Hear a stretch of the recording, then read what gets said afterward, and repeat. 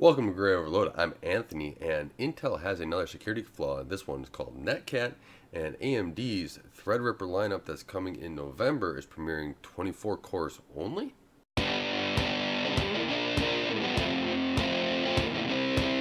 Intel release or Intel having another security flaw. They're not really releasing it. They've already released the processors that have the flaw. But Intel has this new Netcat that was discovered by academics from what is it, Vergy University in Amsterdam. I'm probably butchering that name, and I do apologize. But these academics were able to go in and find this security flaw, and it's using Intel's Data Direct I/O technology, as well as the Remote Direct Memory Access feature as well on the Intel processors. And in doing so, when you have both these features enabled, it's another side channel attack that's able for these features to go through and basically read the stuff off of the CPU cache and basically network packets that are being sent from the computer's network card. So this is just another stepping stone of flaws out there that are on Intel CPUs. And I don't think people are paying attention to this enough. These flaws keep on coming out, and yes, they do get patched and everything else, but at what point does it take a huge hit to the processors that you kind of rely on to get your work done? And is it going to be worth your while to stay with it, right? No one really wants to switch from Intel until it becomes absolutely necessary. And the more and more flaws that are out there that take a performance hit, the more and more likelihood that that cost of that processor now increases, right? You have everything you have to scale up more computers or more servers just to be able to keep up on the same demand that you were before that you had scaled your current system at. Also the bigger power requirements. And so this is why it's such a big deal that Intel get these patches out there, or even more important, to get new CPUs out there that are hardened against these attacks. Do I think any CPU is immune to security flaws? No. I think that they all have their flaws at some sort of level, and when researchers find them, they need to be responsible for it. But one problem I do have with Intel right now, this would be with the same with AMD, and I think AMD needs to take a better shot at showing this, is that we need to have, and Intel needs to just do it. I mean, right now Intel's on the spotlight. I think AMD, when they kind of hit these security flaws more, or they get accused, there has been some communication there from top level people, but I think Lisa Su, the CEO, needs to put that out there even more, as well as the CEO of Intel. They need to go out there right now. For me to be really concerned about it, for me, what I want to see from a company that I want to invest and buy products from, and to know that they're going to stand behind the product when there's a security flaw out there, even if it's kind of, I would say that this is like, I'd say that this is more than a low-end security flaw, and just my simple assessment. I don't know if there could be a low-end security flaw at all, especially when you're doing with network transfers and data packets. But Intel CEO needs to come out and put a stance on where they stand on security, especially in the processors, right? That was one of the biggest businesses to date, and they sell a lot of server CPUs. This is going into a lot of data centers, so they got to figure this out, and the CEO from there on down has to set a standard of security that they want to put their best foot forward, so that they have the security from top to bottom. And they want to make sure that they're putting that when they give a processor out, or you as a customer buys that processor or piece of equipment, that you have Intel stamp that we will put the best security effort forward so that your data and your processor is as secure as possible. And right now, that's not what I'm getting from Intel. Right now, it seems like Intel is really taking a back burner to all security flaws that come out. They're having a security team just take it off and deal with it, and not really anybody higher up say, this is what we're going to do and this is how we're going to be moving forward to make sure that we have to have checks in place, that we're trying to put the best security forward. Could this change in future CPUs, or are they going to be reactionary? That's still up in the air, and I kind of feel like they're going to continue to be reactionary, because there just hasn't been that stance from people that are high up in Intel saying this is what we're going to do. And I think it's going to come back to bite them again if they're going to keep down this path. It's just not a good path. Same with AMD, NVIDIA, anybody else that would go down that path, right? NVIDIA hasn't been hit with like the multitude of security vulnerabilities out there, so they haven't had need to come out and do anything like that. But I have a feeling that NVIDIA, as much they like their reputation a lot, and they would make sure that they squash that security flaw quite fast because from my stance right here, maybe they prove me wrong, but I just see them as somebody that doesn't want to have a negative aspect to their products. They want to sell their products and get their products into people's hands, and they want to show people they are the best. That's what I kind of get from NVIDIA. So Intel, where do they stand? Because right now they're not showing people they are the best, right? They're not showing we will stand behind our product. We're going to make sure it's as secure as possible, and we're going to get the patches out there and everything else and work on this. And our products going forward are going to have all these hardened abilities. Yeah, they say that when they're up there, but on stage, and they're kind of slowly putting it out in their processors. But where is it from your CEO to show that this is where the company is and their involvement in it? So that, especially with the data center guys, they want to hear that reassurance. They don't just want to hear it on stage from your short little blip of your next announced CPU product. They want to know going forward, this is where the CEO stands and this is where they want to go forward. I think it'd be good for all CEOs to kind of do, especially in this tech space, is bring it up at multiple points during different events, just to show that they are committed to both performance and security. That is a mesh that's going to be continued going forward, and how to basically mesh it in the right direction so that people feel like there's an effort behind there rather than just saying, oh yeah, there's no security flaw, okay, we'll fix it. Right? At what point does you're just like, as a business, you're just like, okay, what do I go with? Right? If there's a chance of anything happening, you're you could be putting your job on the line for it. That's just the way it is, and Intel doesn't seem too concerned about making sure that their products are at the top of the line right now with those security flaws. So we'll see with how these next lineups of Intel comes out with, where the CEO stands, how they announce these, but they really need to step up their game. So on to the Threadripper announcement. I was been thinking about this and the delay in the 16 core and the 24 core Threadripper. I use Threadripper here. I just built 2 Threadripper systems. They're sitting behind my desk over here for work. I got 3 more Intel systems. I got a lot of computers on my floor right now, and I got to clean them up here in a little bit. But where are they? What are they doing premiering 24 cores when they were premiering 32 last time? That's a little bit of hit, right? We want more.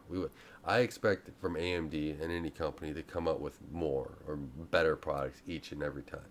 Now they're premiering 24 cores. My guess on that is that where the chiplets stand and everything else is that they could only get enough yields of 6 core right now with everything else that they're doing and their allocations.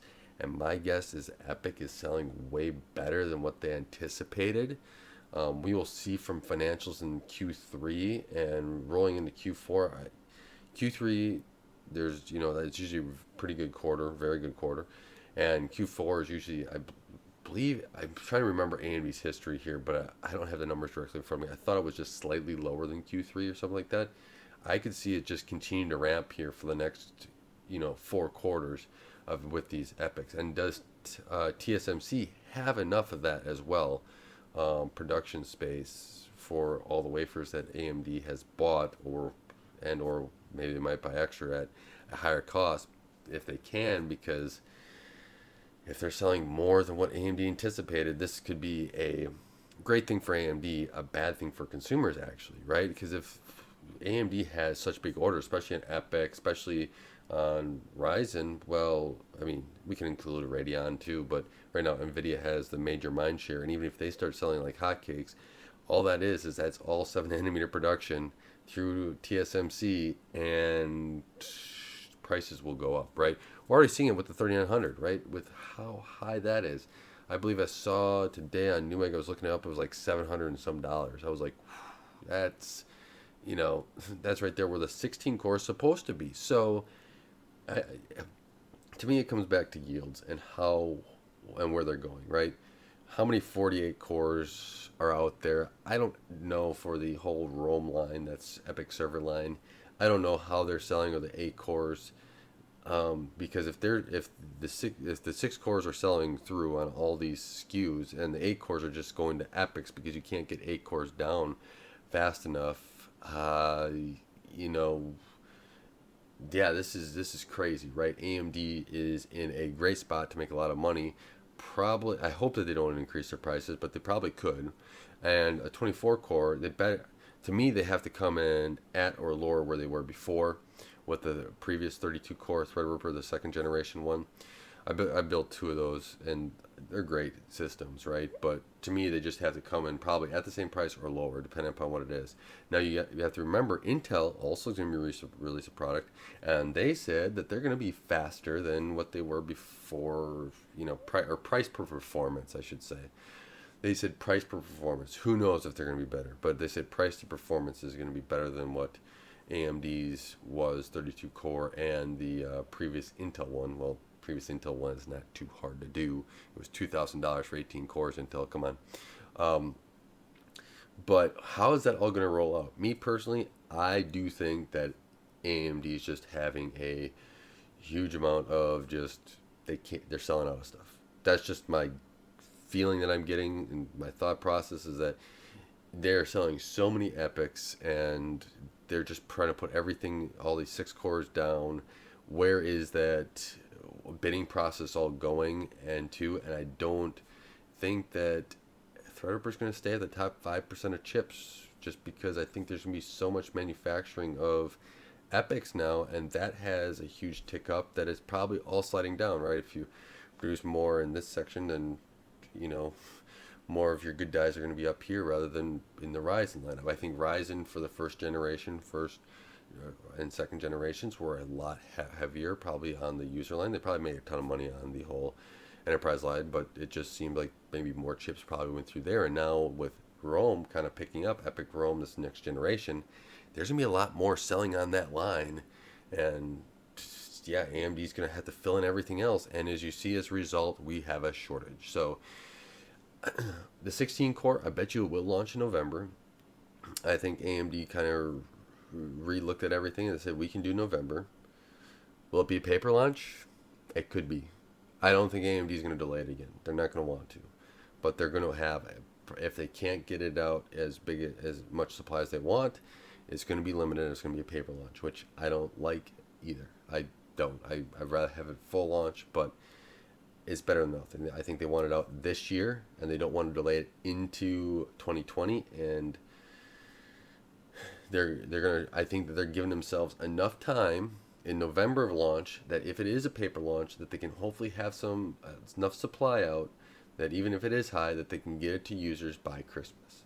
That's I think that's the wave, because they want it to get enough done so that when they hit consoles next year and start ramping up for consoles, they already have a lot of that out so that they can ramp up properly. So now, does that mean that there's going to be enough chiplets if Epic still sells like hotcakes?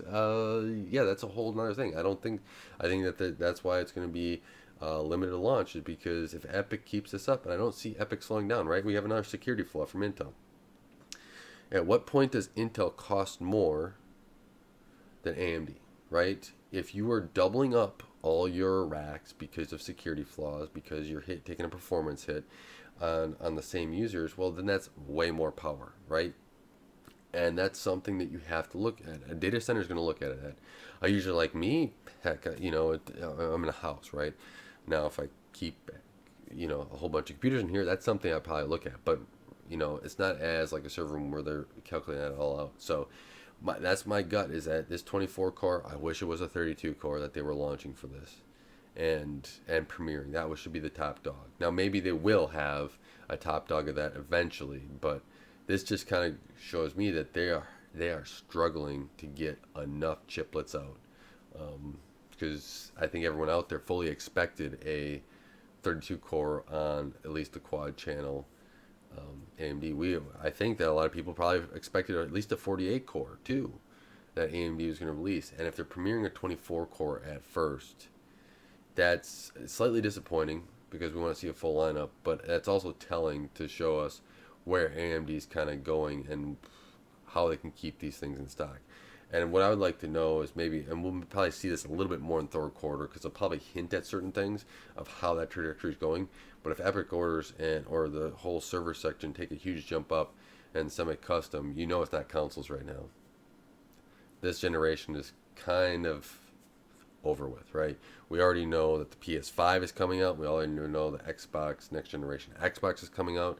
So probably next year, and if those are coming, I think they actually both said 2020. So next year, so we know that there's gonna be ramp up time for those and everything else, which means get ready. And that's probably why, like, little side note, RDNA 2 or RDNA cards are going to be in there, because if they have anything for RDNA 2 in the consoles, you're probably going to be a little bit further in design for that as well. So that's just some of the thoughts going in my head with this Threadripper. I'm kind of disappointed that it's going to be only a third core, or 24 core. But I think AMD is just trying to figure out everything right now, and they did not anticipate this many Epic orders. If it is Epic that's selling, to go. Now, I don't have any inside information. This is just me looking at it and just kind of seeing and feeling where everything's going, because you're sold out of that 3900X. So, and the 3900X is normally what, $500, which I thought was a little high, but obviously AMD thought that they could price it there because maybe of their supply constraints or where they thought it would fit into the market and everything else, and it's already selling for more than that. But if your Epic line is selling that hot, is that hot of a line that everyone's buying them and they need more and more, you're going to supply your Epic line first. There's more profit margin in that. And then you're going to move to your Ryzen line. And that's just the way it's going to be. And maybe they're just doing way more to that. So there's a little bit of my thought process. Let me know what you think in the comments below. What are your thoughts on the whole security flaw from Intel? Do you think that this will continue? I think there will be more. We'll see where AMD sits as more and more people come and find those from AMD of security flaws. As more and more processors are being used, more and more people are going to look at it. And then let me know what your thoughts are on all those security flaws, as well as take a look and what are your thoughts on the 24 core Threadripper premiering. Do you hope that there would be more cores, or are you happy with 24 cores, or do you think that AMD is just struggling to keep up right now, and you think that everything will iron itself out within like 3 to 6 months when they can finally catch up? And I think that AMD can probably catch up in 3 to 6 months and iron everything out, but that's where a little competition from Intel could really help out. So with that, I want to thank you for watching. Thank you for taking the time and helping support this channel grow. I really appreciate it. Again, I'm sorry that I'm not getting out more videos. I am trying to re-get my schedule, everything out.